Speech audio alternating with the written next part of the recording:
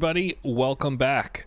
Since the last video where I talked about the most purchased watch on Amazon did so well, I figure I'd stay in that lane.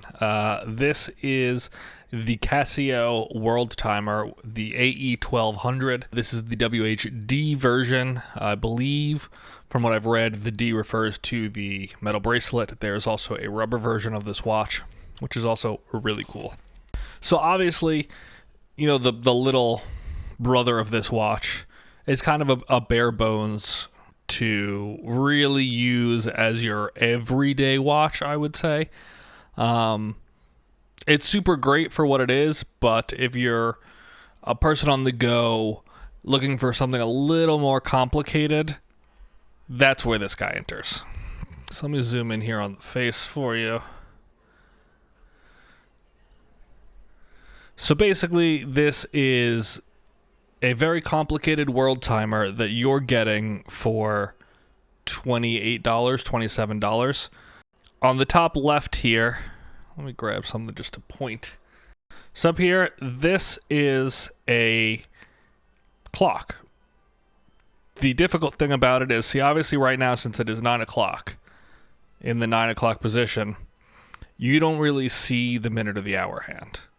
You can see the second hand ticking around there, but it's not the easiest to read when the hour and the minute hand get very close to any of these permanent crosshair-like markers. Kind of looks like an accelerometer at first. Up here you have kind of a notification screen. It'll tell you if the watch is muted. It'll tell you if you have your alarm set. Here is your world time, which I'll show you. I'll scroll through it in a bit. But this is all of your different time zones, and then you have your regular watch display screen. You can have different modes set up. You got your world time, which currently I also have to New York City, but there's a bunch of other ones. I'm in New York. You have your alarm. You have a stopwatch timer. Your stopwatch, they're to me basically the same thing, but I know they're not. And then you have different time zones that you can set. So see, when I go back to my main page, I get T1. I believe you can store up to 4 time zones on this watch. Very cool, has a lot of information you can set. You know, if we're jumping in here into the set screen, you come in, you immediately set your seconds. You set your daylight savings time. You can now go through here and go up and down and pick your different markets. Very useful, just showing you back and forth there. Your hours, your minutes. Your 12 or 24 hours, then you tell it the year, you adjust the date. This is what I like too. The light, you can adjust the brightness of, not adjust, but you could pick how long you want it to last for, which is a super cool tool. I wish all of them worked that way.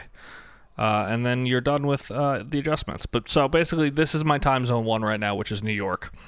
But there are so many different time zones in here. Those are the 4 I have currently set, just because I haven't really dove into this thing yet, but if you come here into world time, you could start really scrolling through every time zone, and as you can see, the picture on the top right moves as to, you know, what you're in.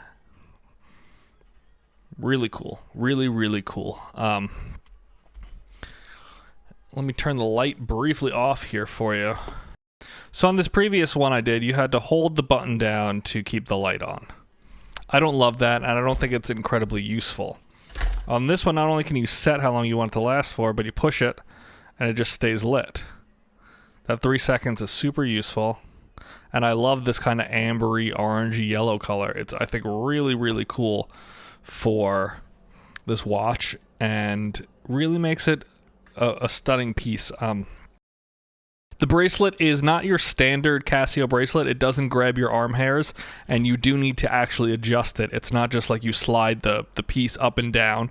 The clasp is cheap, but it wears nicely, and it has a beautiful taper to it. Changing the bracelet, taking the links out, is a little weird. I'm going to put in a clip here where I explain how to do it. You can just skip over it if you don't own one and you don't need to know that. Okay, so basically, you're going to take the watch on the inside. You see those arrows? There's a little pin on the inside that you need to pop out. So you're going to grab like a tool like that. You're going to push them out, and you'll have these little pieces. You can pull them out with your hands. It's super easy. You might need a plier if they're stuck, but they pop out. You're going to be left with a very strange looking thing, but that little middle piece you need to pop off. So you're going to take that off like that, pop it out, then repeat this and another full link will pop off. Basically, then you need to put that middle piece back, which is the connector. You attach your pieces back together. I know this is a terrible explanation. And you push those little pins back in the opposite direction. And that's it. But all in all, this is a really cool watch for $30. You know, like, there's watches that don't have this level of complication in it that are thousands of dollars. You know, you buy a Submariner. I know we're not comparing apples to apples here, and it's a totally ridiculous thought.